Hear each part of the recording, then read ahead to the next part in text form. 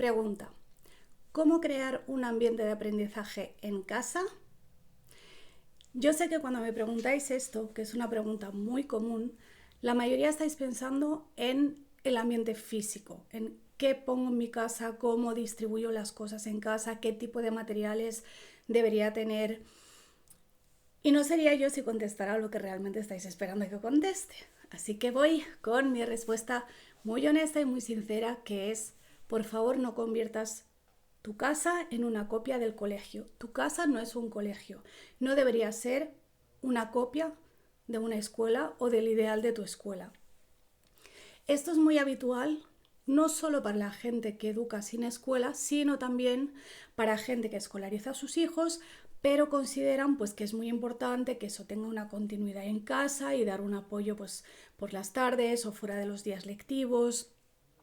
Y la intención está muy bien, o sea, lo entiendo y lo aplaudo, pero creo que es el camino equivocado. Creo que si tratamos de replicar la escuela en la casa, esto, en vez de fomentar el aprendizaje, crea el efecto contrario. Pienso que es perjudicial. Sé que suena raro, pero voy a explicarme. Mi filosofía de aprendizaje, de educación, parte de la base de que todo es educativo. Mi primera crítica al sistema es al concepto mismo de currículum educativo. No digo que no tenga que haber un currículum. Obviamente, si yo monto una escuela o yo soy el Estado y monto una red de escuelas, tengo que decidir qué voy a enseñar en cada curso, obviamente, porque todo no entra. Pero en casa precisamente tenemos la libertad de no hacer eso, de no ceñirnos a un currículum, de no ceñirnos a lo que diga un ministerio, a lo que digan los pedagogos, a lo que diga absolutamente nadie. Y tenemos la libertad de adaptar las cosas a nuestra propia familia, incluso a cada uno de nuestros hijos. Entonces, ¿cómo yo trabajo este tema de crear un ambiente de aprendizaje en casa? Es, primero, ten en cuenta que el aprendizaje está en todas partes. En todas partes, de todo se puede aprender. Igual que dicen que no hay un libro tan malo del que no se puede aprender nada, y creo que es verdad, que incluso del libro más infame se puede aprender algo, aunque sea a cómo no escribir o a cómo no organizar las ideas o cualquier otra cosa. Creo que de todo se puede aprender. Creo que es Sandra Dodd, la autora del Big Book of Unschooling, que decía, lo único que hace falta, y no sé si es ella porque en su página web cita a muchas otras personas, pero yo creo que esto lo he leído en su página web, y ella dice, muchas veces lo único que hace falta es un por cierto. Por cierto, ¿sabías que?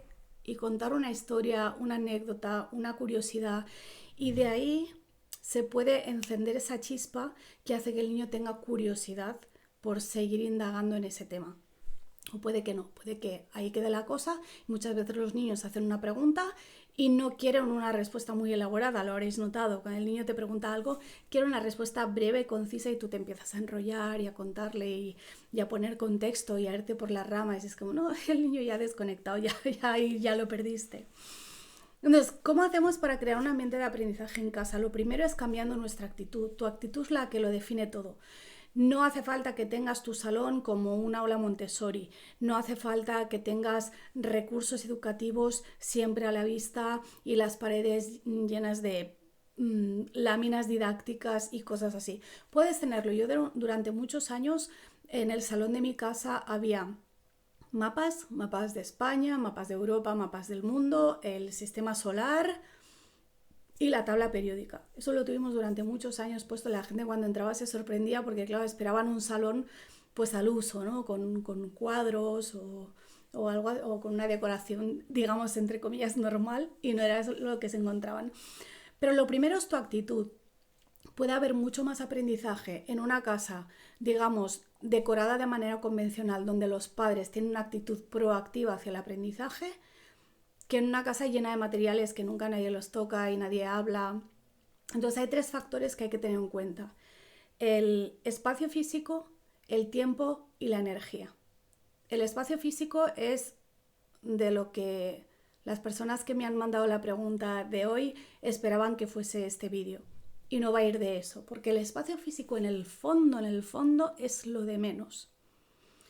No es que no importe, obviamente yo prefiero una casa bonita que una casa fea, prefiero unos muebles que combinen que unos muebles que no combinen, prefiero que haya libros a que no haya libros. Para mí entrar en una casa y que no haya libros es como que le falta algo, ¿no?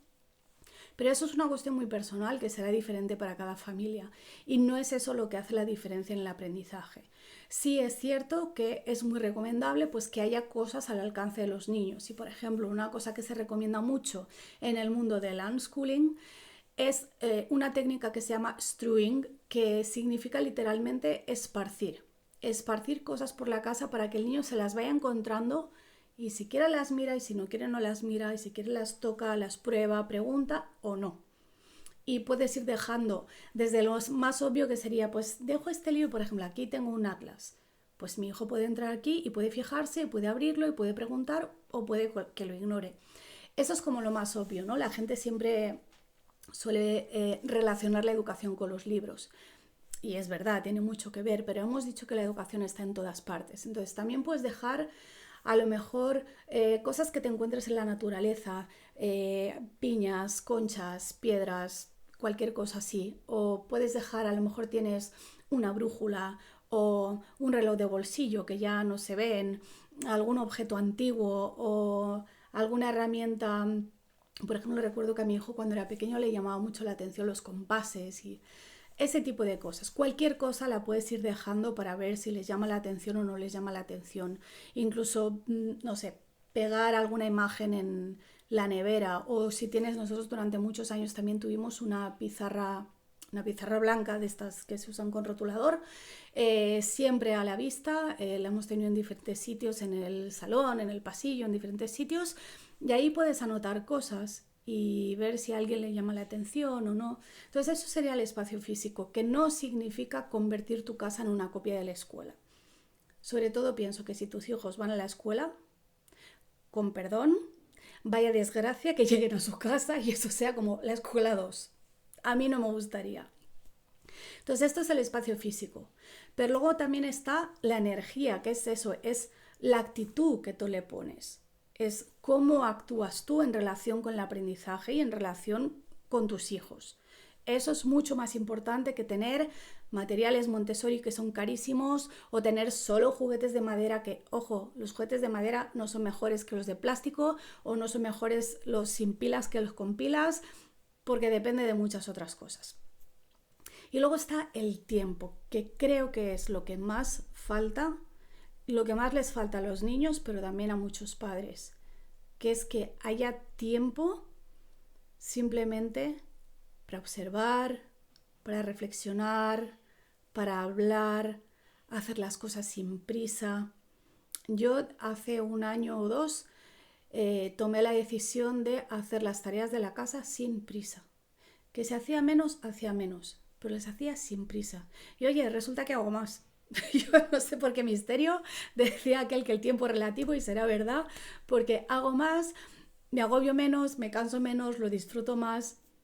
Y lo mismo es con los niños. ¿De qué me sirve tener un salón lleno de recursos educativos, juguetes educativos, si luego no tenemos tiempo para disfrutarlos, para verlo, incluso tiempo para esto, para pensar, para reflexionar, para contemplar, para hablar unos con otros, que cuando el niño te pregunta, mamá, ¿esto qué es?, tú realmente le puedas dedicar un tiempo a hablar con él o estar sin hacer nada. Creo que eso es lo que más falta hace y creo que muchos hogares se han convertido en una especie de pensión a la que las familias, tanto adultos como niños, llegan por la noche cuando están cansados, cuando no se han visto en todo el día, cuando tienen hambre y tienen ya que prepararse para descansar para el día siguiente. Con lo cual no hay ambiente que valga. No importa cuántas láminas pegues en la pared, no te va a servir de nada si no cambias primero tu actitud, la energía que le pones y cómo ocupas tu tiempo y lo rápido o lento que vives tu día a día. Y ese para mí es el verdadero ambiente de aprendizaje. Muchas gracias y nos vemos mañana. Chao.